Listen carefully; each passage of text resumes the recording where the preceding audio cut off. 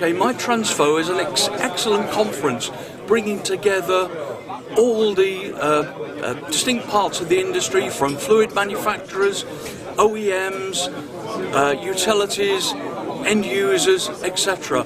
It provides a good platform for an exchange of views, and it's very, very worthwhile. The positive sides of natural esters are they are sustainable and they are readily biodegradable, and they have a high fire point.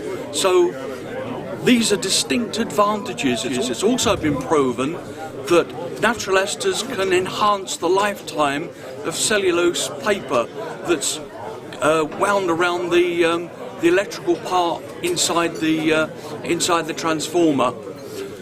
The downside is that they are not quite as stable as synthetic ester or mineral oil.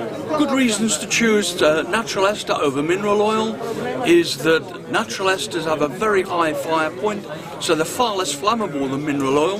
They're also readily biodegradable. So the reasons for people opt for natural esters are fire safety and environmental protection.